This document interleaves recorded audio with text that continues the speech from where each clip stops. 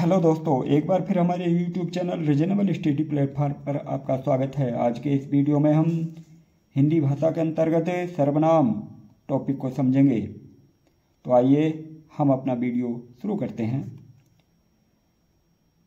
संज्ञा के स्थान पर प्रयुक्त होने वाले शब्दों को सर्वनाम कहते हैं। संज्ञा की पुनरुक्ति को दूर करने के लिए यानी कि संज्ञा को बार बार लिखने की समस्या को दूर करने के लिए ही सर्वनाम का प्रयोग किया जाता है। जैसे रामू एक किसान है, रामू खेत जोत रहा है, उसके पास 2 बैल हैं, वे बहुत वफादार हैं।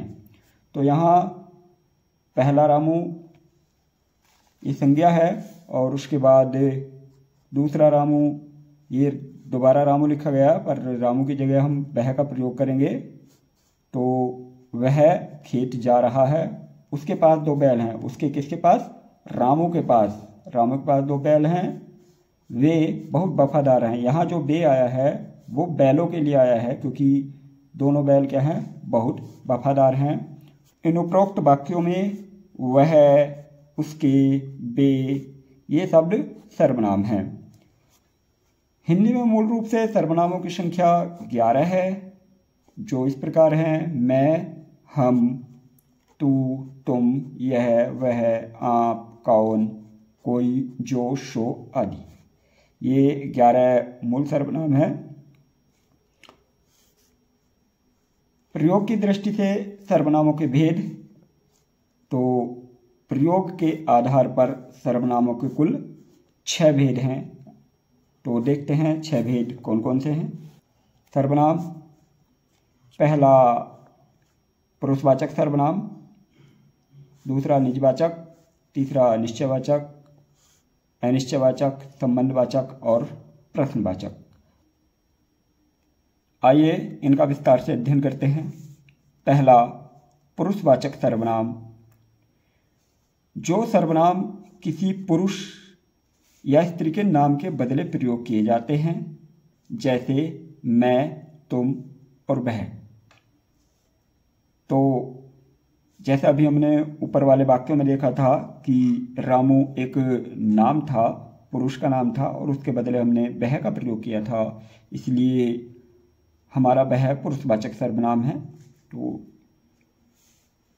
इसके 3 भेद होते हैं।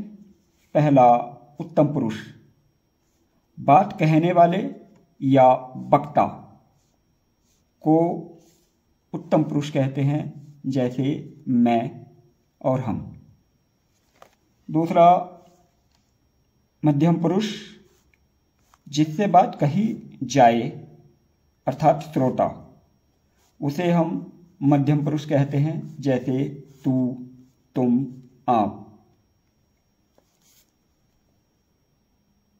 और तीसरा है अन्य पुरुष: श्रोता और वक्ता को छोड़कर जिसके बारे में बात कही जाती है उन्हें अन्य पुरुष कहते हैं, जैसे वह, वे, यह, ये।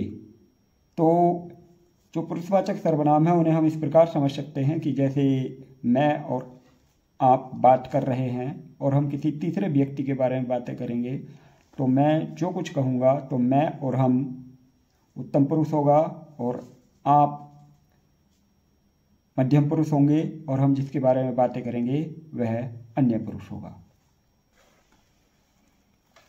सर्वनाम का दूसरा प्रकार है निजवाचक सर्वनाम।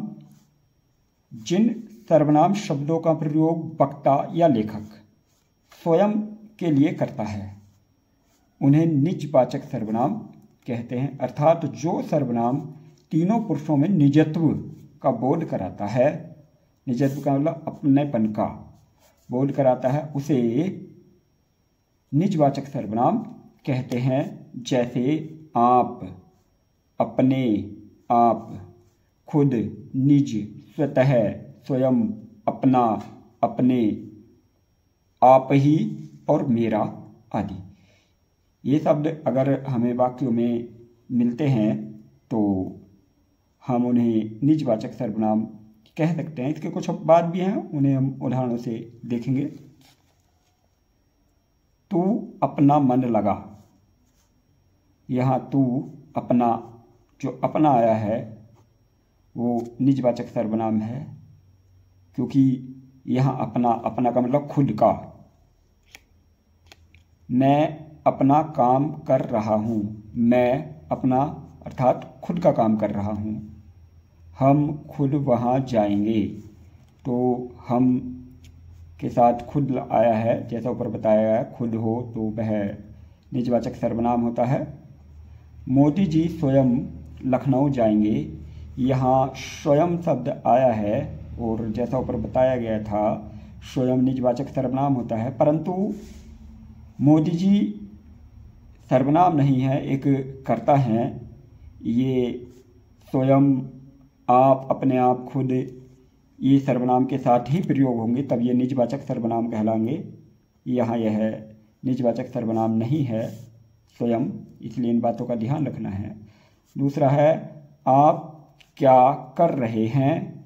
इस वाक्य में आप, क्योंकि ऊपर बताया गया था कि लेखक या वक्ता स्वयं के लिए उसका प्रयोग करता है, तो यहाँ आप क्या कर रहे हैं, तो यहाँ प्रश्न पूछा जा रहा है और ये मध्यम पुरुष, पुरुषवाचक सर्वनाम में मध्यम पुरुष का आप सम्मान सूचक शब्द है, इसलिए यह भी निजवाचक सर्वनाम नहीं है। इन दोनों उदाहरणों का ध्यान रखेंगे, क्योंकि परीक्षाओं में अक्सर हम इसी प्रकार के प्रश्न गलत करते हैं। तो आइए अगला प्रकार देखते हैं।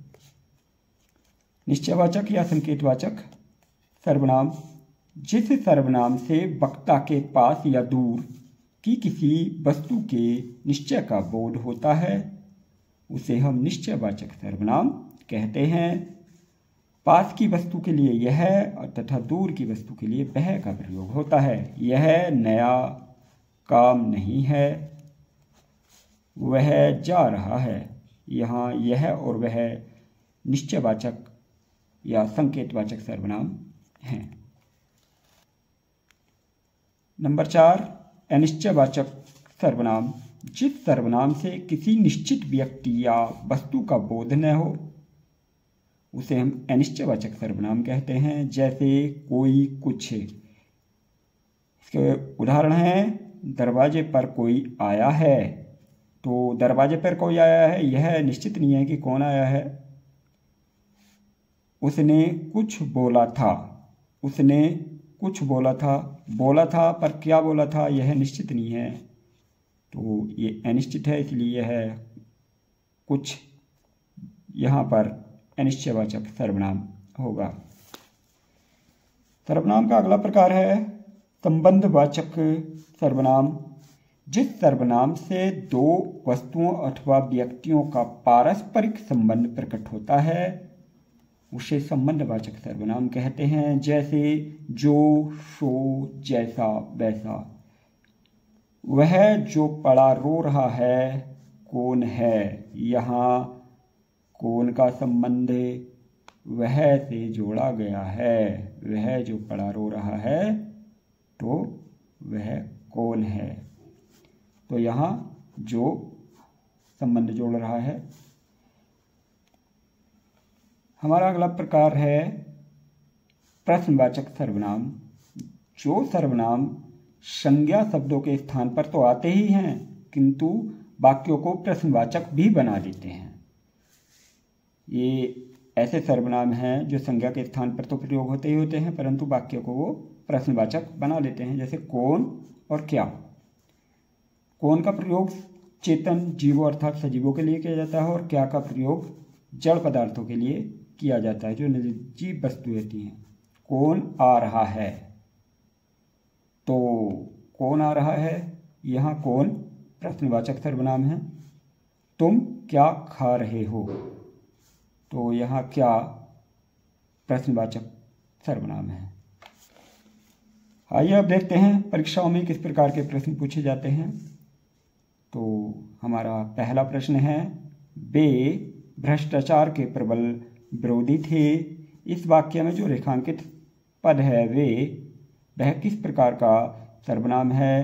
तो वे हमारा पुरुषवाचक सर्वनाम के अंतर्गत जो 3 भेद दिए थे उत्तम पुरुष, मध्यम पुरुष और अन्य पुरुष। तो उत्तम पुरुष प्रयोग होता है खुद वक्ता के लिए और मध्यम पुरुष बात सुनने वाले के अर्थात श्रोता के लिए, और ये अन्य के लिए प्रयोग होगा वे। तो यहाँ पर पुरुषवाचक सर्वनाम है अन्य पुरुष। दूसरा है हम ताजमहल देखने जाएंगे। यहाँ रेखांकित पद हम है और हम वक्ता के लिए प्रयोग हो रहा है। तो यहाँ उत्तम पुरुष का बहुवचन सूचक सर्वनाम है, क्योंकि मैं एक वचन है और उसका बहुवचन सूचक हम होता है। आप की सब राह देख रहे हैं। तो आप की सब राह देख रहे हैं, तो यह सम्मान सूचक है और श्रोता के लिए प्रयोग किया गया है। तो यह भी पुरुषवाचक सर्वनाम के अंतर्गत मध्यम पुरुष का सर्वनाम है। वह आप ही चला गया। तो इसमें वह के बाद आप ही लगा हुआ है। तो आप ही जब होता है या आप होता है, वह आप चला गया, तो ये निजवाचक सर्वनाम के लिए होता है। यह मेरी पतंग है। यहाँ यह और मेरी दो रेखांकित पद हैं।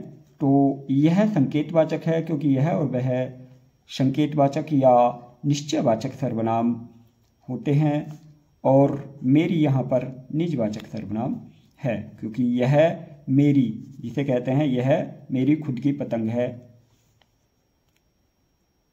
अगला वाक्य है कोई सज्जन आपको बुला रहा है। तो कौन बुला रहा है, यह कोई निश्चित नहीं है। तो कोई हमारा यहाँ अनिश्चयवाचक सर्वनाम है। जिसको हमने बुलाया था वह आया है। तो जिसको, जो, सो, जैसा, वैसा जो शब्द हैं वो संबंधवाचक सर्वनाम हैं। तो यहाँ जिसको संबंधवाचक सर्वनाम होगा। जिसको हमने बुलाया था वह आया है। तो इस वाक्य में कितने सर्वनाम हैं, तो देखते हैं हम। जिसको हमने बुलाया था वह, तो जिसको हमने और वह कुल मिलाकर 3 सर्वनाम हैं।